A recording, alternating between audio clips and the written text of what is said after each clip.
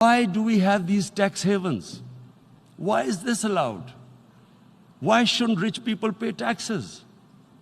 Why is it legal to have these tax havens where you have these secret accounts? Because, world is changing. The population of the world is growing.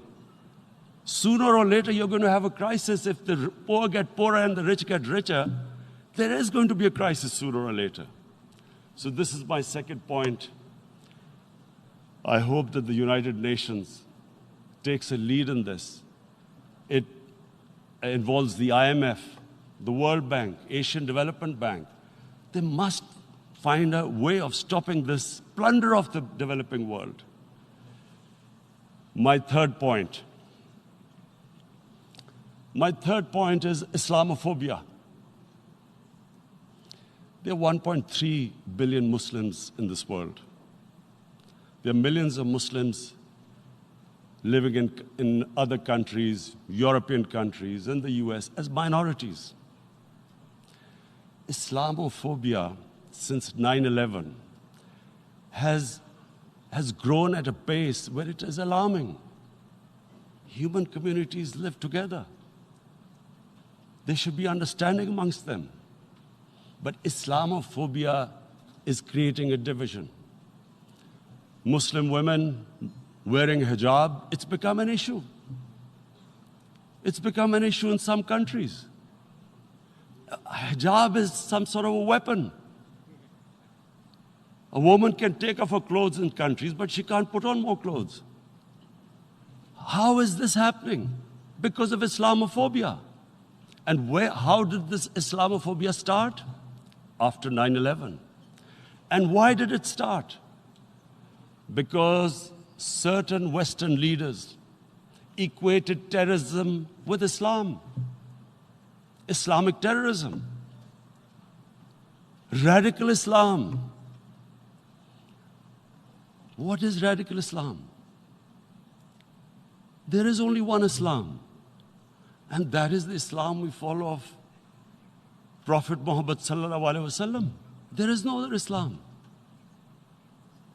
Radical Islam, Islamic terrorism, what message did they send to people in the West? And why is there Islamophobia? How is a person in New York, in the Midwest, in the US, in European capital, how is he going to distinguish between who is a moderate Muslim and who's a radical Muslim? Because terrorism has nothing to do with any religion. This Islamic terrorism, Islamic radicalism, and sadly used by leaders, this has been the main reason for this Islamophobia.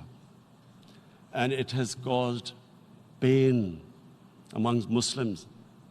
We in Muslim countries watch this Islamophobia traveling abroad, and it's getting worse. And may I just say, Mr. President, that in European countries, it is marginalizing Muslim communities. And we all know that marginalization leads to radicalization. Some of the people who ended up as militants in Syria and other places were from marginalized Muslim communities. And my point here is that we must address this issue. I'm sad to say that we Muslim leaders have not addressed this issue either. After 9/11, when this thing came about war against radical Islam, rather than Muslim leaders trying to explain to the West that there is no such thing as radical Islam, in all human communities, they are radicals. They're liberals and rest are moderate. All human communities, Christians, Jews, everyone has it. But Islam is not radical, neither Judaism, neither Christianity, neither Hinduism. No religion preaches radicalism. The basis of all religion is compassion and justice, which differentiates us from the animal kingdom. But unfortunately, the Muslim leadership was so scared of being called radical Islam that all of them became moderates. In Pakistan, we were in the